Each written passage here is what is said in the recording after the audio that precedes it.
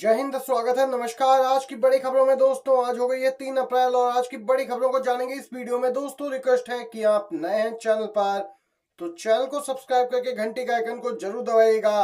और दोस्तों आप लोगों से रिक्वेस्ट है, वीडियो अच्छा लगे तो लाइक भी कीजिएगा, क्योंकि सबसे पहले और महत्वपूर्ण खबर ही जानते हैं।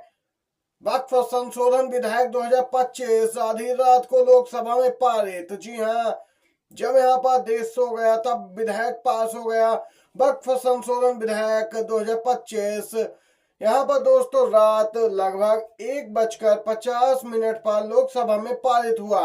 विधेयक पर 1 घंटे 50 मिनट तक वोटिंग ही चली और रात के लगभग 2 बजे इसे यहाँ पे पारित किया गया। विधेयक के समर्थन में 288 वोट पड़े, जबकि विरोध में 232 वोट पड़े। सीधे तौर पर दोस्तों एनडीए का आंकड़ा जो कि 264 था, वह कम होता दिखा है। 6 सांसद यहाँ पे एकदम से वोटिंग में हिस्सा नहीं लिए। दोस्तों 288 वोट ही सरकार के पक्ष में पड़े। आप सभी को बताते चले एक ताजा खबर। कांग्रेस पार्टी ने कहा कि देश को वक्फ संशोधन बिल की जरूरत नहीं थी। आज देश के लोगों को रोजगार की जरूरत थी। सदन में उस पर चर्चा होनी चाहिए थी। चाहे हिंदू हो या मुस्लिम, सबको नौकरियां मिलनी चाहिए। कांग्रेस पार्टी का तो कहना है कि असल में मोदी सरकार सिर्फ ढोंग और ढकोसला करने के लिए ये बिल लेकर आई। जी हाँ, लोगों का ध्यान भटकाने का काम कर रही सरकार। वक्फ संशोधन बिल पर लोकसभा में जबरदस्त हंगामा देखने को मिला। दोस्तों इसी के साथ इसी बड़ी खबर में बताते चले आगे क्या कुछ हुआ। एआईएमआईएम के अध्यक्ष ओवैसी भड़क उठे।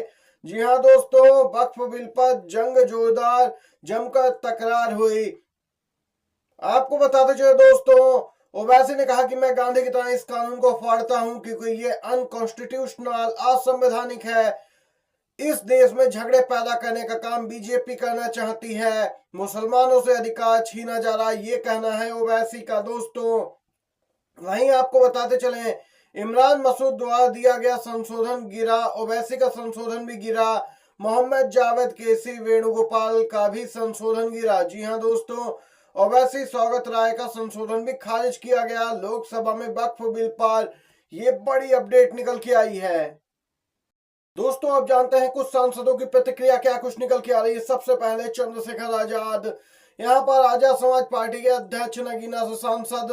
दोस्तों वक्फ संशोधन विधेयक लोकसभा में पारित होने पर आजाद समाज पार्टी काशीराम के सांसद चंद्रशेखर आजाद का बयान। बोले, हमने अपनी बात रखी, हम इस बिल के खिलाफ अपनी लड़ाई आगे भी जारी रखेंगे और सड़कों पर उतरेंगे, जैसा हमने किसान आंदोलन के दौरान किया था।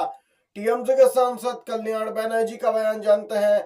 वक्फ संशोधन विधेयक लोकसभा में पारित होने पर टीएमसी के सांसद कल्याण बनर्जी ने कहा कि यह एक असंवैधानिक विधेयक है और इस विधेयक को चुनौती दी जाएगी। यह विधेयक मुस्लिम समुदाय के लिए बेहद ही खतरनाक है।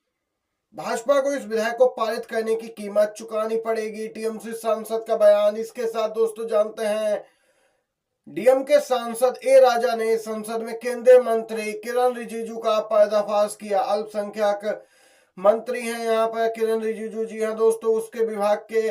और यहाँ पे ए राजा ने कहा कि मैं लोकसभा से इस्तीफा दे दूंगा अगर किरण रिजिजू ये साबित कर दें कि उनका भाषण वक्फ बिल की जेपीसी रिपोर्ट से मेल खाता है। देश की सभी पार्टियां भाजपा सरकार से लड़ाई कर रही हैं, ये कहना है डीएमके सांसद ए राजा का। मुसलमानों को हाशिए पर ढकेलने और उनके हक छीनने का हथियार है वक्फ बिल। राहुल का मोदी सरकार पर हमला। दोस्तों वक्फ बिल को लेकर कई घंटों तक लोकसभा में सत्ता पक्ष और विपक्ष के सदस्यों के बीच जोरदार बहस देखने को मिली। इसी बीच लोकसभा में एलओपी राहुल गांधी ने बिल को लेकर एनडीए सरकार पर जोरदार हमला बोला। राहुल गांधी ने बुधवार शाम को सोशल मीडिया पर एक बयान जारी कर कहा कि यह बिल मुसलमानों को हाशिए पर ढकेलने और उनके पर्सनल लॉ और संपत्ति के हक को हड़पने के उद्देश्य से बनाया गया एक हथियार है।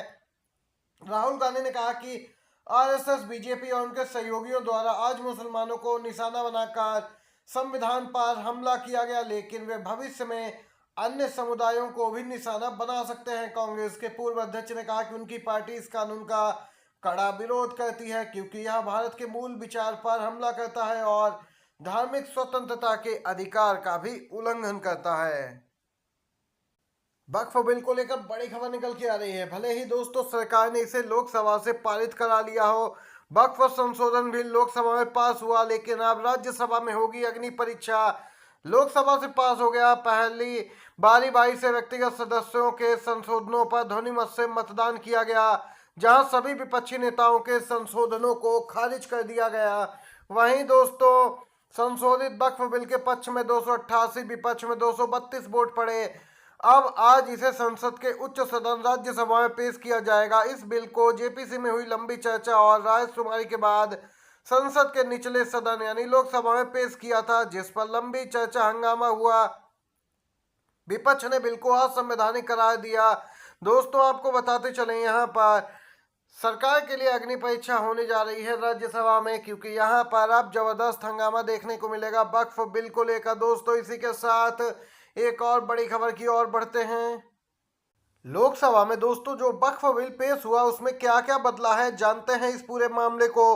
केंद्र सरकार ने लोकसभा में वक्फ संशोधन बिल पेश कर दिया, चर्चा हुई और दोस्तों इसे पास करा लिया गया।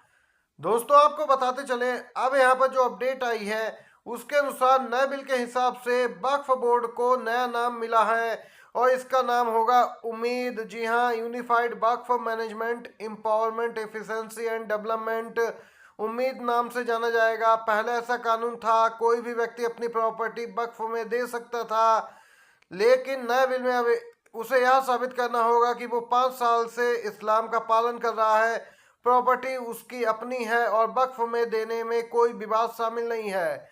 जी हाँ दोस्तों, नए बिल के तहत अब कोर्ट वक्फ से जुड़ी किसी अपील की कानून लागू होने के 6 महीने बाद भी सुनवाई कर सकता है। दोस्तों वक्फ में दी गई जमीन का पूरा ब्यौरा 6 महीने के अंदर पोर्टल और डेटाबेस पर दाखिल करना होगा। ये यहाँ पर खबर निकल के आई है। दोस्तों आपको बताते चलें, पुराने बिल में कलेक्टर यानी जिला मजिस्ट्रेट को वक्फ प्रॉपर्टीज की जांच का अधिकार दिया गया था, लेकिन नए बिल में अब कलेक्टर से ऊपर की पोस्ट का अधिकारी यह जांच करेगा। वो अधिकारी अपनी रिपोर्ट राज्य सरकार को देगा। वक्फ में दी गई जमीन का पूरा डेटा ऑनलाइन उपलब्ध होगा। किसने किस जमीन को दान में दिया, उसके पास कहां से आई, वक्फ को उसकी कितनी कमाई होती है, उसकी देखरेख में दोस्तों यह सब जानकारी अब ऑनलाइन उपलब्ध होगी। पुराने कानून की धारा 40 को खत्म कर दिया गया है। इसके तहत वक्फ के पास किसी भी संपत्ति को अपनी संपत्ति घोषित करने का अधिकार था। विधेयक केंद्र सरकार को वक्फ के रजिस्ट्रेशन, खातों के प्रकाशन और वक्फ बोर्डों की कार्रवाई के प्रशासन के संबंध में नियम बनाने की इजाजत देता है। जी हाँ दोस्तों, ये यहाँ पर ताज़ा अपडेट निकल के आई है। वक्फ बोर्ड को 6 महीने के अंदर प्रबंधन और आय में सुधार को लेकर रिपोर्ट भी प्रस्तुत करनी होगी। ये दोस्तों देख सकते हैं कुछ महत्वपूर्ण संशोधन थे जो जाने आप लोगों ने। ये थी बड़ी खबरें। वीडियो अच्छा लगा हो तो लाइक कीजिएगा, शेयर कीजिएगा। आप सभी का धन्यवाद दोस्तों।